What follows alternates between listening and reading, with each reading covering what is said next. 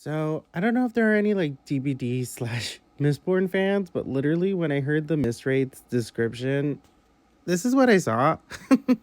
I saw the Dredge in Maurice form, but like a mix of like the Dredge in Maurice form, but also like the regular Dredge. So like I also saw this when I was reading the Misrates description. This is what I saw.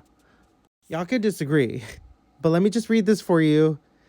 Let me tell you something. The creature had smoky, translucent skin, and Vin could see its bones. It had dozens upon dozens of limbs, and each one looked as if it had come from a different animal. There were human hands, bovine hooves, canine haunches, and others she could not identify. The mismatched limbs let the creature walk, though it was more of a shamble. Its body was bulbous and elongated. It wasn't just a blob, though. There was a strange logic to its form. It had a distinct skeletal structure, and squinting through tin enhanced eyes, she thought she could make out translucent muscles and sinew wrapping the bones.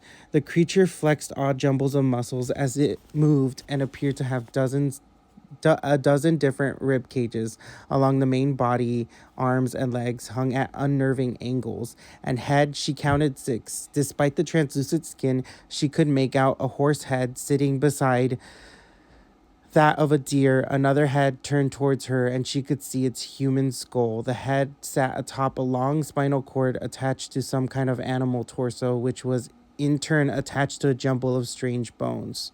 So when I read that, I saw like a mixture of this and a mixture of this. So I'm like wondering, like, I know this didn't like exactly have like the exact description of this, but like this is what I saw when I saw Misrates. So and this reminds me of their Mori, like the Mori they do when they unalive one of the survivors in the video game.